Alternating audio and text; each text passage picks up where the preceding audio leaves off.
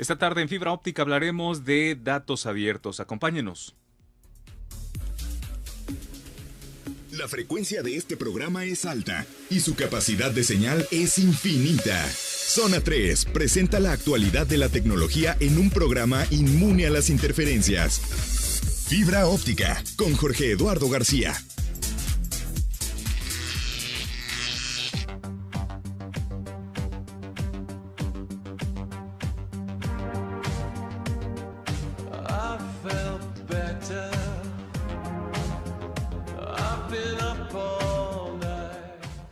Hola, ¿cómo están? Bienvenidos a Fibra Óptica. Un gusto saludarles. Soy Jorge Eduardo García. Les invito a que se queden en la frecuencia 91.5 FM. Hoy hablaremos de datos abiertos. ¿Qué es esto de datos abiertos? ¿En qué consiste? ¿Cuáles son sus alcances? Bueno, pues todo esto lo vamos a conocer hoy precisamente. Y para esto invitamos a Carlos Durón. Él es ingeniero en computación, también es abogado, especialista en estos temas y nos va a estar acompañando para hablar de datos abiertos. ¿Cómo estás, Carlos? ¿Qué tal? Pues buenas tardes a todos y gracias por la invitación acompañándolos nuevamente. Pues la pregunta obligada o la de principio, ¿no? ¿Qué es esto de datos abiertos? ¿De qué estamos hablando? ¿De qué se trata? Mira, es un término que se puso de moda prácticamente en el 2014 y lo empezaron a detonar movimientos de personas, algunas comunidades de desarrolladores o gente que de alguna manera se sentía un poco limitado en cuestión de acceso a la información. Entonces empezaron así como en su momento el open source a crear un movimiento. Hoy en día empezó un movimiento muy fuerte que se llama el Open Data, que más va enfocado a una filosofía o a invitar a más personas a que se sumen a ese movimiento y principalmente invitar a los gobiernos a que se abran. Porque son los principales contenedores de información. Sí.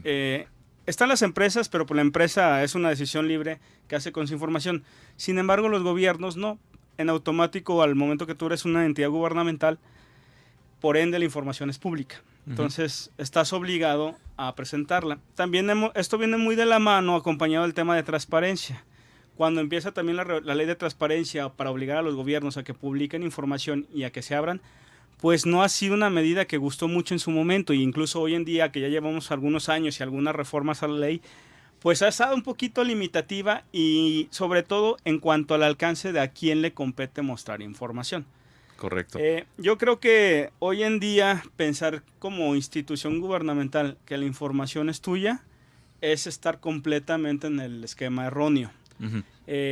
Yo creo que cada vez más nos obliga la regulación a ser abiertos y transparentes y eso trae dos beneficios. Una, de entrada le das certidumbre a cómo el gobierno trabaja y estar cuidando si hay alguna duda en el manejo, sobre todo del dinero, que es la que todo el mundo cuidamos como ciudadanos. Oye, pues ¿qué se hace con mi dinero? Porque nunca alcanza el dinero, siempre es más el presupuesto y yo no lo veo reflejado en servicios. Entonces, eso trae uno de esos beneficios. Pero adicional a ello, yo creo que también el gobierno se beneficia mucho porque sus áreas de desarrollo de software no son tan grandes y cada vez el mundo tecnológico te lleva a demandar más servicios. Entonces el gobierno tiene una oportunidad de oro ahí debido a que si se llega a abrir y pone los datos a disposición de los ciudadanos, todos los ciudadanos somos muy creativos. Entonces más de alguno vamos a poder aprovechar esa información con el afán de poder dar aplicaciones a toda nuestra comunidad e incluso al mismo gobierno y hasta de manera gratuita. Entonces, claro, eso ayudaría a crear un entorno digital mucho más abierto, mucho más transparente y donde todos ganan.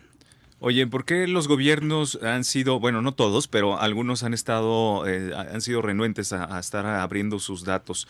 Sé de casos que, bueno, han puesto a disposición de los ciudadanos datos importantes, ¿no? Que les han ayudado, por ejemplo, en crear aplicaciones donde puedes tener un mapa de calor acerca de la inseguridad.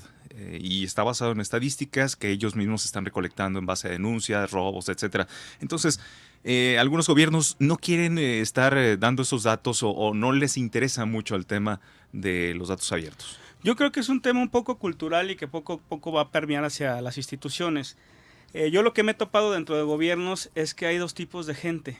La gente tradicionalista, que es la gente por lo regular más grande, que está acostumbrada a trabajar ahí durante muchos años y que está acostumbrada a que los procesos así se han llevado y para ellos no ha evolucionado la tecnología. Ellos dicen, así lo he hecho durante 30 años, ha trabajado bien, para que no le muevas.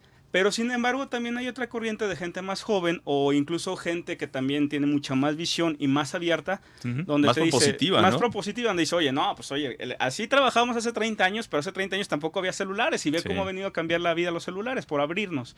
Y son los que están impulsando el cambio y te dicen, hay que abrirnos. No está asociado a que tú seas de un color y de un sabor de partido, esto en todos los colores y sabores se vive. Pero también lo que hemos visto que entre los gobiernos o instituciones sean más pequeñitas, puede tener dos beneficios. O que se abran más rápido, o que se dejen orientar. Pero cuando son las instituciones muy grandes es donde encuentras más la resistencia. Sí. Y también la otra, depende de qué madurez tecnológica tengas. Sobre todo en algunos municipios, que son ahora sí que la figura de gobierno más pequeña, por así decirlo.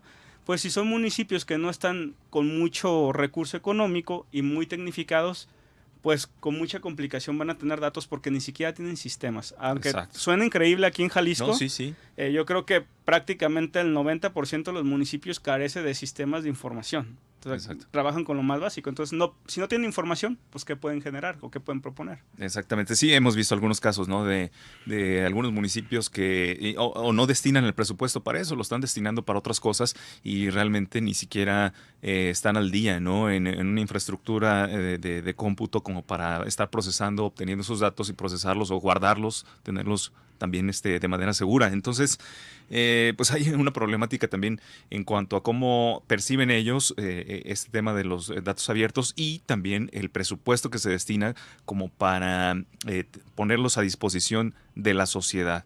Los que están a favor de estas iniciativas de Open Data dicen que es pues justamente para que sean de bien común, ¿no? Que vayan a la comunidad y que aporten información importante que les pueda ayudar en su vida diaria, que puede tener una mejor calidad de vida el ciudadano. Entonces, se han organizado también algunos hackatones con gobiernos locales, municipales, etcétera, que les ponen a disposición algunos datos y en base a eso los ciudadanos están generando soluciones, alguna aplicación que también aportan, ¿no? Y buscan cuáles son esas áreas sensibles para poder generar esa solución.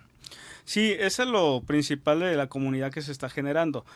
Ahora, también hay otro grave problema. Hay que tener muy claro cuando eres una institución gubernamental en que si bien es cierto el principio de que dices, bueno, soy una entidad pública, los datos que yo recabo son de interés público, entonces en automático deberían, o la lógica nos diría, bueno, todo lo tienes que abrir. Pero también hay datos sensibles, incluso hay regulación que te limita en ese sentido y por seguridad incluso nacional la tienes que resguardar. Entonces, ¿cómo discernir entre esos dos? Esa es la parte donde hay veces cuesta trabajo dentro de las instituciones gubernamentales, porque si tú no tienes una conciencia de qué datos pueden servir a la comunidad, a lo mejor Carlos, imagínate que Carlos es de parques y jardines, ¿no? Entonces yo tengo el registro de los parques, de cuántos árboles, qué tipo de árboles. Y yo que soy el encargado de los parques y jardines, para mí eso es valiosísimo, porque es mi sector que yo conozco y que yo manejo. Y si tú llegas, oye Carlos, pon a disposición tus datos. Y no, espérate, es que esto es muy seguro porque son los jardines. Entonces a lo mejor para la mayoría de la gente va a decir, bueno, que te impacta, pero para esa institución sí. Pero sin embargo, si dices, oye, a ver, no pongas toda la información ahí. Lo que es irrelevante para la comunidad y que puede aportar es, a lo mejor, cuántos jardines hay en cierto municipio o en cierta colonia, cuándo se les da mantenimiento, cuántos árboles están enfermos, cuánto es el tiempo de vida que ya llevan esos jardines. ¿Para qué? Porque finalmente, a lo mejor la gente que vive en esa comunidad va a decir, oye, pues no los estás atendiendo como tú crees, Carlos. O sea, no hay suficiente infraestructura o lo estás descuidando. Entonces, a lo mejor podríamos aportarte el que si hacemos una pequeña aplicación en donde nos comunicamos contigo, voy a estarte reportando si hay basura, si un árbol se te enferma, porque de aquí hasta que tú te das cuenta puede pasar hasta un mes y el árbol cuando tú llegas ya se te murió. O alguien está maltratando o vino a talar árboles en un parque muy importante, o vino a tirar algo y ya empezó a construir un edificio. Entonces ese tipo de cosas son donde la información que tú das se vuelve valiosa y la gente te aporta. Entonces, seguridad pública, obviamente no vas a poner la ficha de todas las personas que traen ahorita una denuncia o que tienen una averiguación en su contra, ¿O cuál es el esta orden de aprehensión? ¿No? Pues ahí, obvio Sí, que sí. no. Ahí sí se justifica. Se tendría entonces que estar discriminando esa información o clasificando, ¿no? Cuál es accesible para todos y cuál está reservada. Sí. ¿Qué te parece si hacemos una pausa y seguimos hablando acerca del tema? Les recordamos que ustedes también pueden enviar sus comentarios a través de nuestra cuenta de Twitter, que es Fibra Óptica 915. Regresamos.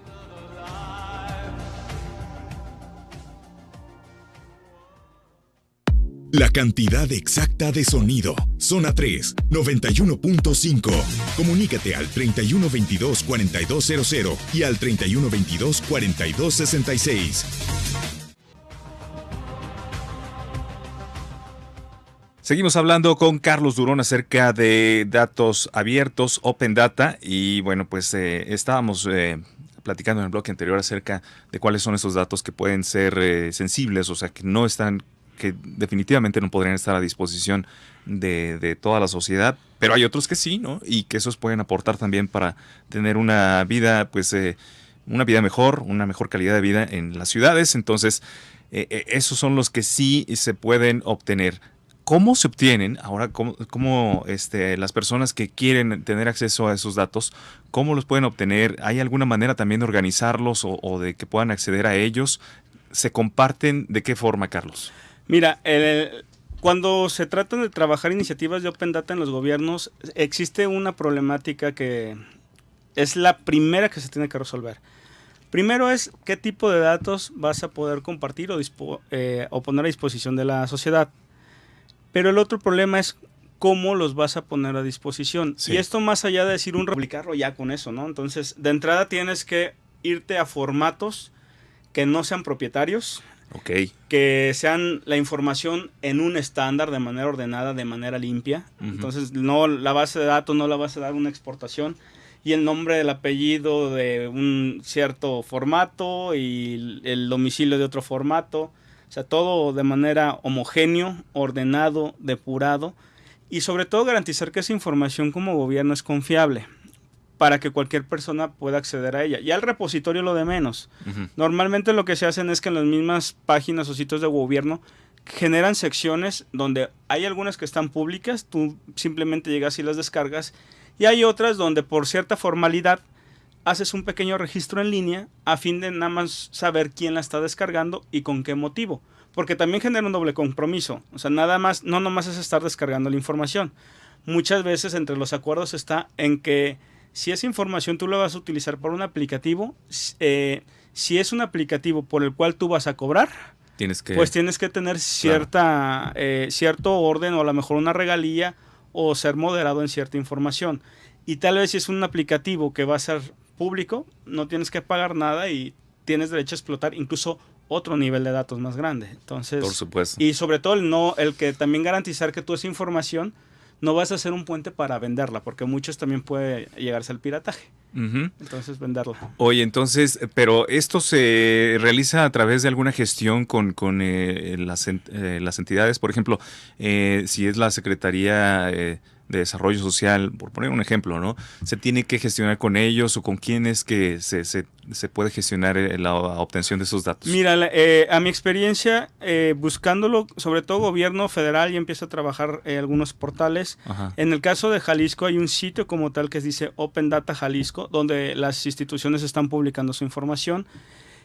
A lo mejor si no es la información que yo como desarrollador estoy buscando y yo traigo una idea y digo, bueno, yo necesito información de determinada institución, yo creo que el conducto correcto para acercarte es una de dos: acercarte a la institución o en su defecto incluso pudieras echar mano de la ley de transparencia. Okay. Porque también la ley de transparencia obliga a todas las instituciones y a todas las personas que reciben financiamiento del gobierno darte información de manera obligada. Uh-huh. Entonces, nada más tienes que ser muy puntual qué tipo de información requieres y en qué formato. Porque también ahí tienes que saber qué necesitas. Imagínate si alguien pide, necesito todas las actas de nacimiento digitalizadas. No, pues claro, no vas a acabar con un repositorio, ¿no? Entonces a lo mejor dice, sabes que yo necesito conocer por año cuántos hombres nacieron en determinada entidad, cuántas mujeres, cuánto es el índice de mortalidad, cosas de ese estilo. Y te pueden entregar toda esa información. ¿No? En el caso del INEGI, ¿no? Que también pone pues a disposición de todos los ciudadanos o de las personas que estén interesadas, incluso extranjeros, también les da la posibilidad de consultar esos datos, mapas, estadísticas en cuanto a la población, y son datos muy importantes, sobre todo a emprendedores les ha servido bastante saber algunos puntos donde pueden estar abriendo un negocio. Creo, de hecho, diste en el clavo. INEGI es una fuente de información de datos abierto muy rica y poco la explotamos. Yo creo que muchas veces andamos vueltos locos picándole, oye, que aquel estado no está tan evolucionado o tal municipio no tiene ciertos datos. Bueno, pues a lo mejor como municipio como tal no, pero una entidad federal como el INEGI claro, definitivamente los tiene.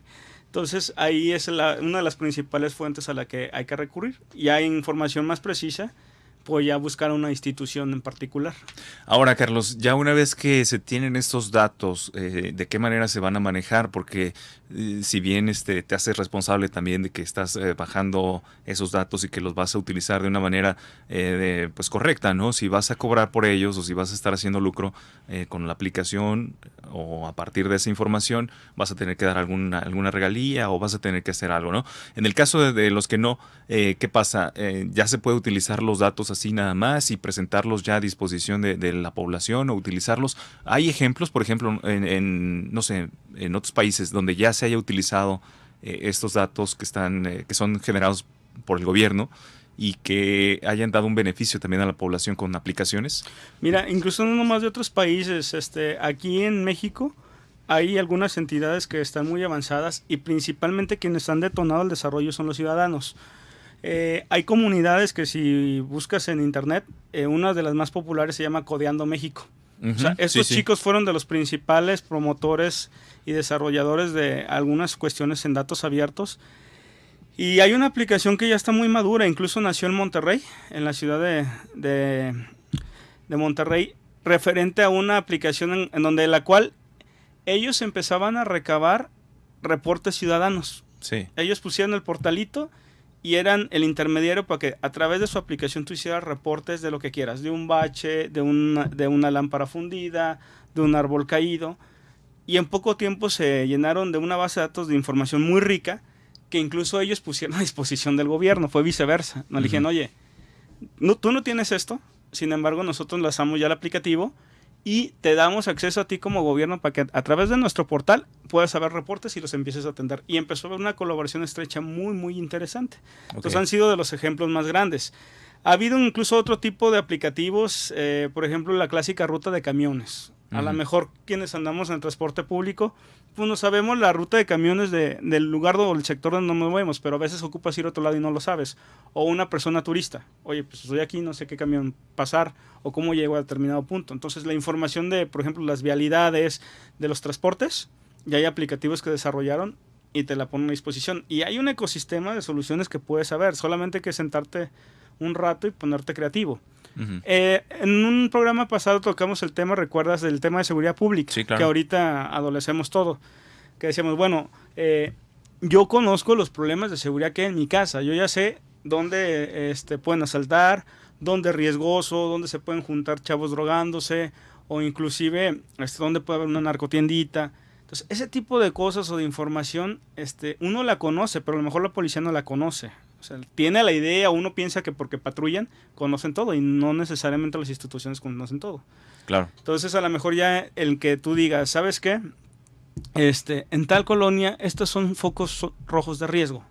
Pues ya en tu aplicativo a lo mejor evitas esa calle o incluso también le ayudas al gobierno a decirle, oye, ahí pasa algo para que pongas un ojo o eches una vuelta a ver qué está pasando. Sí, que se investigue. Entonces empiezas a generar ese tipo de ideas y poder empezar a desarrollar ecosistemas. Correcto. Y tengo entendido también por la información que he estado revisando en internet que, por ejemplo, el CONACYT también tiene a disposición pues todos los avances científicos, entonces tiene acceso a el usuario o cualquier persona que esté interesada puede también tener acceso a esos datos, ¿no? Que están ya ahí a disposición. Es como un repositorio, como hemos hablado, donde se puede consultar esos datos y también en base a esa información, pues puedes también generar algo que apoye a la comunidad. Sí, de hecho yo creo que la experiencia del mundo digital nos ha enseñado a todos que el ser cerrado, a la larga te pone un freno y te va limitando el desarrollo. Hemos visto que, por ejemplo, todas las cosas que normalmente se abren, empiezan a desarrollarse muy rápidamente y se acelera muchísimo el desarrollo. Lo vimos en el tema del software, hoy en día hemos hablado de software libre, cómo ha crecido en los últimos años, cómo incluso está desplazando el software licenciado. Incluso las grandes empresas de software licenciado ya se abrieron al software libre, también ya pusieron a disposición esos códigos.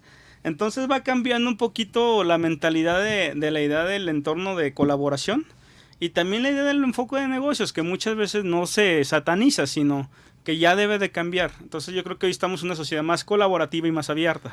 Esto está relacionado, Carlos, también con el tema de conocimiento abierto. O sea, ahorita que estabas mencionando que pues tenemos los datos abiertos, tenemos también el open source, o sea, e incluso software libre. Entonces, es como una corriente, ¿no?, de pensamiento donde nos invita a eso precisamente, a ser más abiertos y tener la oportunidad de que con esa apertura se desarrolle más rápido. ¿Qué te parece si hacemos la pausa y seguimos platicando acerca de estos temas? Les recordamos, Fibra Óptica 915 es nuestra cuenta en Twitter.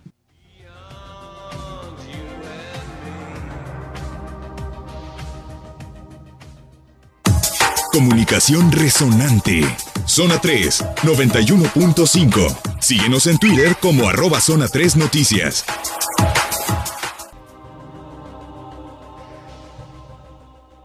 Estamos de vuelta con ustedes aquí en Fibra Óptica. Seguimos hablando de datos abiertos, Open Data. Y bueno, pues le preguntaba yo a Carlos, es una tendencia y está también relacionada con el conocimiento abierto.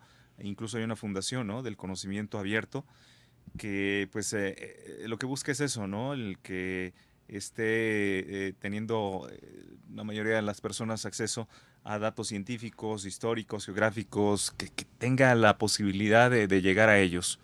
De hecho, sí, recordarás que, bueno, yo uso mucho el tema de la era digital, pero también prácticamente es la era de la información. Hoy en día el centro que nos mueve a todos es la información. Y eso que tú dices del conocimiento y de ser abiertos, yo creo que ha sido algo que ha venido evolucionando en pocos años y muy rápidamente. Yo incluso lo he visto en cuanto, tocabas el término de conocimiento, en la generación de chicos hoy en día. Cuando yo estaba estudiando ingeniería, la forma como nosotros estábamos siendo educados en los sistemas o incluso en cuestiones de desarrollo, pues te preparaban para ser un buen programador, para que fueras el mejor, para que aprendieras, pero realmente nos preparaban poco para colaborar.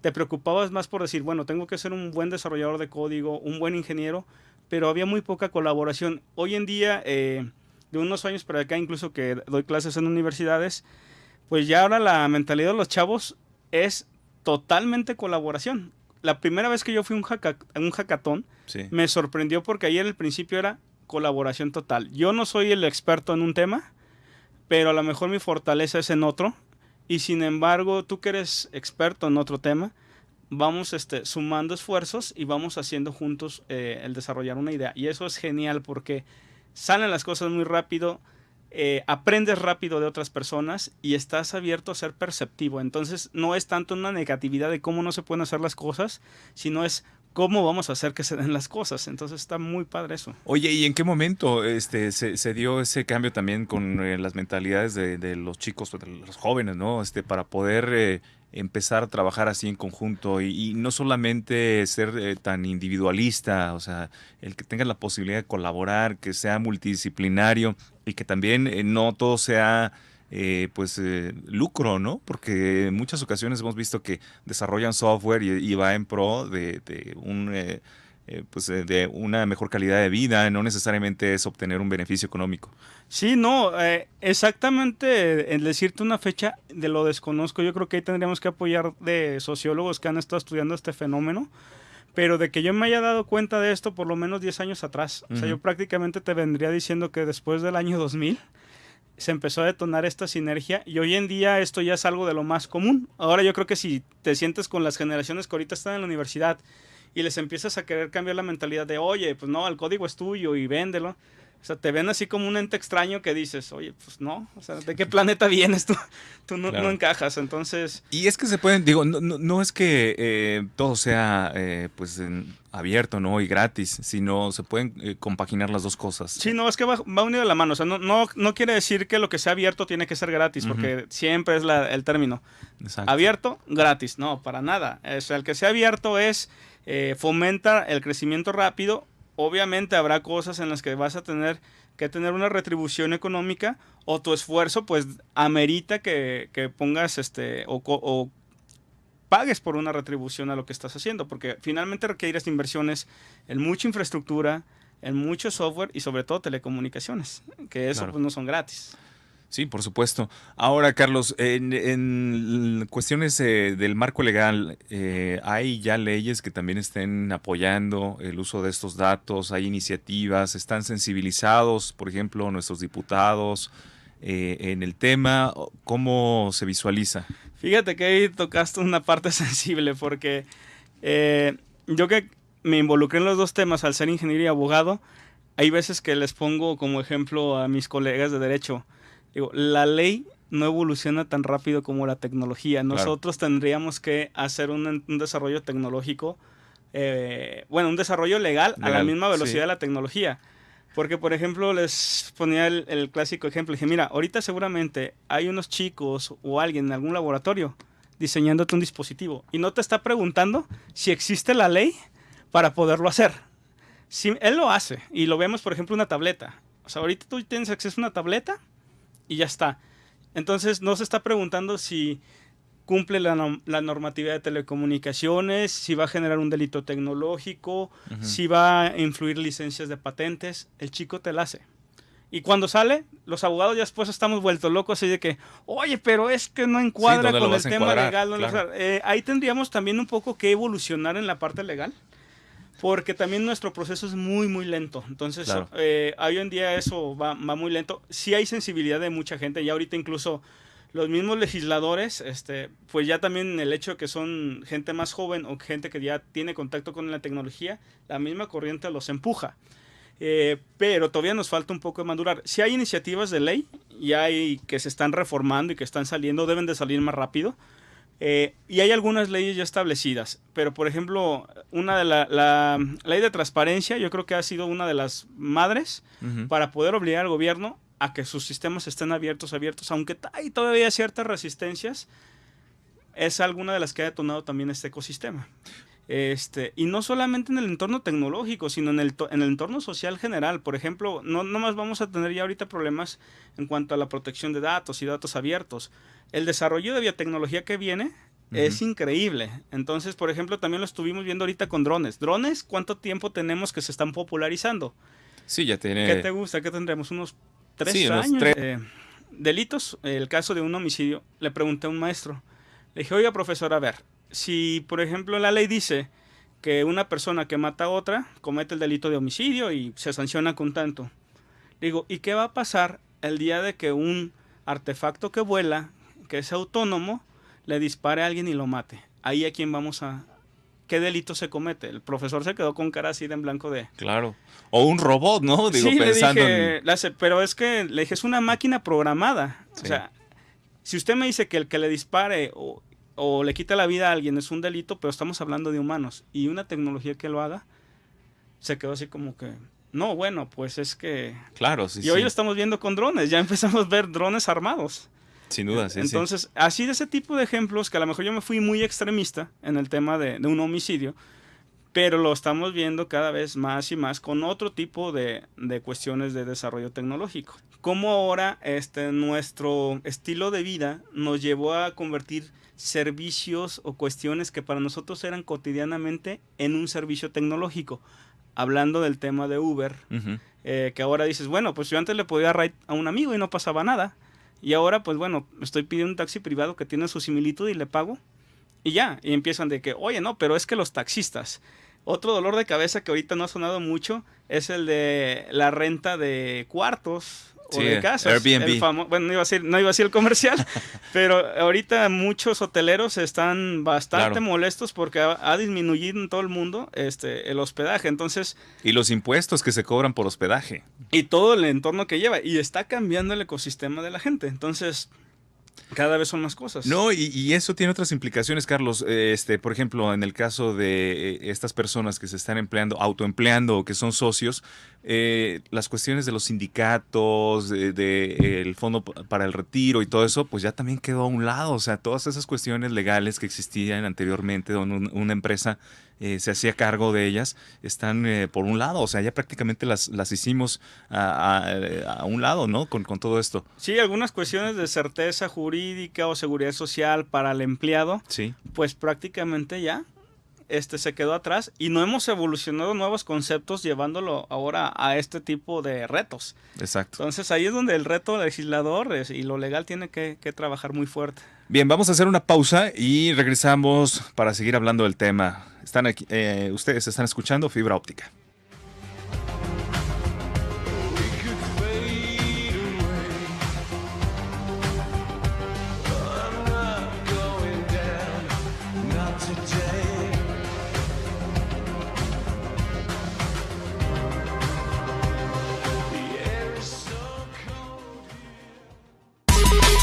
Interactúa con el 91.5 Zona 3. Envía tus comentarios al WhatsApp 33 18 80 76 41.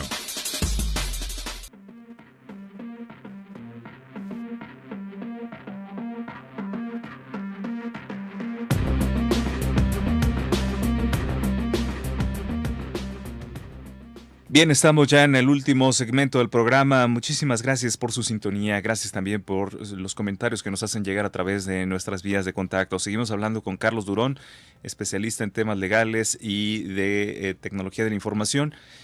Acerca de datos abiertos, pues ya hay un panorama importante, ¿no? De qué es y cómo se utilizan estos datos, ¿no? Los formatos en los que tiene que venir, se tienen que recopilar o tienen que estar almacenados para que se puedan utilizar y se puedan analizar. ¿Cómo quedan entonces estos datos abiertos, Carlos, con el tema del Big Data? Y sobre todo con el futuro, o sea, las aplicaciones que vienen y otras implicaciones que quizás ahorita no estamos percibiendo. Bueno, yo creo que van a ser muchísimos retos y nuevas cosas que van a salir. El tema de Big Data es muy interesante porque finalmente Big Data es meramente explotar información indistintamente el tipo de fuente e indistintamente el formato. Eso es un poquito algo distinto porque hoy en día lo que estamos hablando de datos abiertos pues son fuentes de datos que ya tienen los gobiernos, lo ponen a disposición de la comunidad y uno desarrolla aplicativos sobre esos datos y los explota. Okay. Pero son algo que te están generando y te lo están aportando. En el tema de Big Data, lo interesante es que tú estás yendo a utilizar información que incluso está en Internet. Sí. Donde la información puede ser de cualquier persona y de cualquier tipo de fuente. Porque lo interesante de Big Data hoy en día es que inclusive tú puedes tener unos conectores a YouTube, por ejemplo, buscar temática de cierto tipo de videos y analiza todo el video que está ahí. Analiza la voz, analiza rostros, analiza comportamientos y también lo puedes vincular a otro tipo de fuentes de información, básicamente para obtener o analizar cosas o sacarle algún provecho. Entonces Big Data es más a explotar la información para algún objetivo. Claro, entonces en el caso de, si tienen acceso a estos datos que son abiertos y también se analizan o se pueden estar mezclando con esos datos que están prácticamente a disposición de cualquier persona, lo que sería toda la información que encontramos en Internet. ¿No hay una relación entonces con estos dos? No necesariamente. Los datos abiertos no necesariamente. Los datos abiertos son información que tú la utilizas y la explotas para un aplicativo. Y bueno, que a lo mejor de ahí tú analizas y obtienes cierta información, pues sí, pero Big Data no. Un ejemplo, por ejemplo, de Big Data aplicado, ahorita que está de moda el tema electoral en algunos estados. Principalmente el Instituto Electoral Estatal o Federal tiene la información de todas las elecciones y ellos la tienen, por ejemplo, a nivel de incluso de por cuadra. Ellos saben qué casilla le toca cubrir cierta cantidad de cuadras y de esas casillas cuáles son los vecinos o cuánta gente vive, de qué edad son, quienes ya son de cierta edad, a lo mejor quienes incluso ya fallecieron o incluso quienes están en edad de votar. y analizan toda esa información que inclusive los partidos, si utilizan Big Data, van a poder explotar. ¿Para qué? Para cuestiones de estrategia. Hoy en día a lo mejor ya si vas a ser candidato vas a decir, bueno, ciertas colonias definitivamente no son afines a mi idea política. Entonces, ¿qué voy a hacer? Pues a lo mejor son mis potenciales clientes a los que tengo que convencer. Entonces mi estrategia va a ir a orientar mi esfuerzo a convencer a esas personas que no me conocen mucho, pero la otra mitad de la colonia me conoce de toda la vida y son seguros, que es incluso hasta yo era vecino y todo el mundo me conoce y sé que a ciegas van a votar por mí. Entonces es donde incluso empiezan a trabajar ya los esfuerzos de solamente enfocarse a ciertos núcleos de información explotando la información. Este caso, tema electoral. Tema de seguridad pública, que ahí es donde nos falta inclusive trabajar Big Data, pero yo creo que lo vamos a ver más maduro en pocos años. Hoy con el tema de que muchas ciudades están poniendo cámaras de seguridad, sí. Pero no nomás es la clásica cámara que toma el video, sino que incluso ya son aplicativos que tienen analíticos y donde tú ya incluso le configuras patrones, donde le dices, ¿sabes qué? Todo el flujo de vehículos que va por esta avenida, busca la placa ABCD 1234 porque está reportada como robado.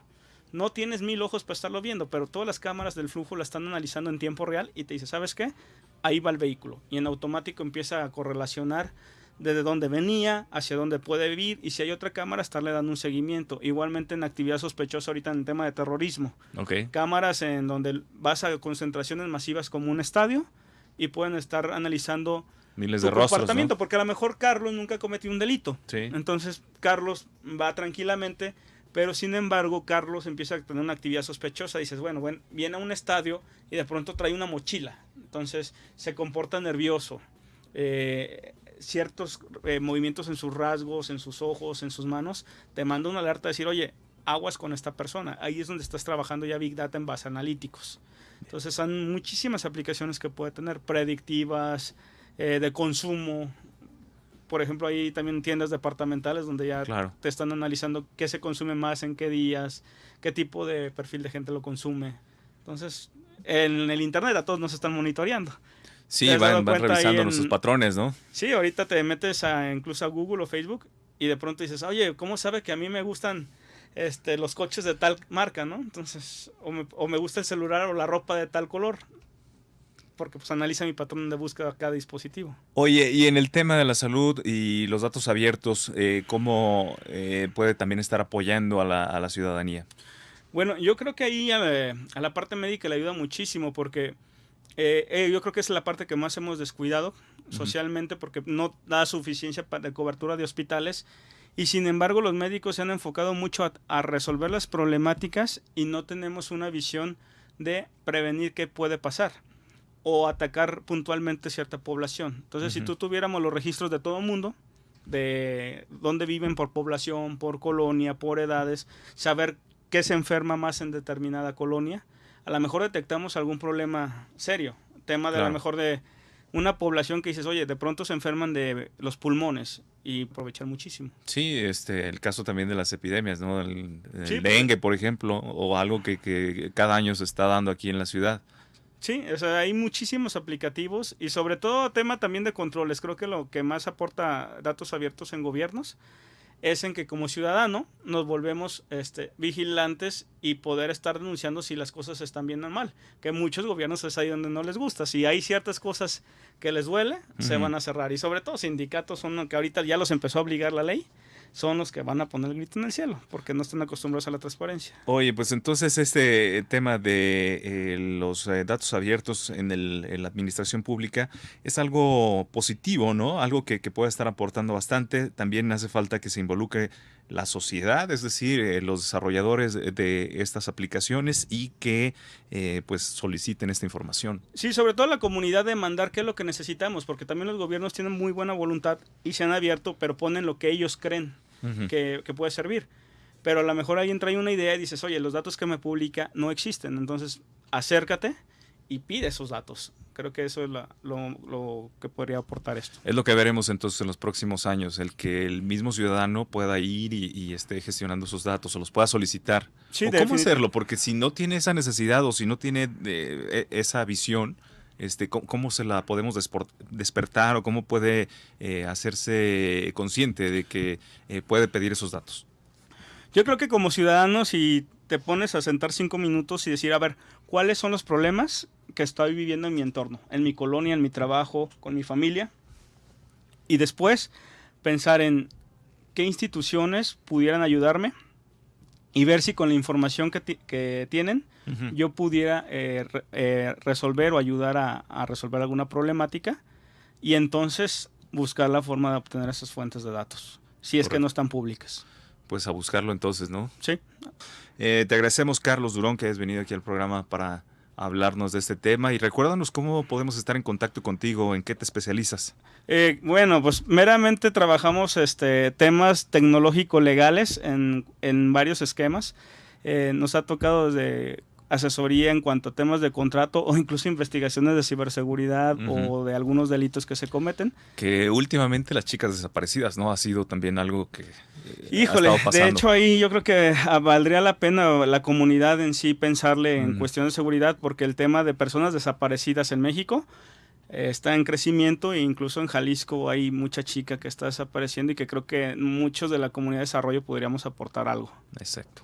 Bueno, entonces, ¿te localizamos en dónde? Bueno, por Twitter, @Carlos_Durón. Y aprovechando, 12 de julio, ahora en el Campus Party, el día 8 de julio a las 12 del día vamos a estar dando una conferencia en el Foro de Tecnologías y Ciberseguridad. Perfecto, pues para que no se pierdan esta oportunidad. Va.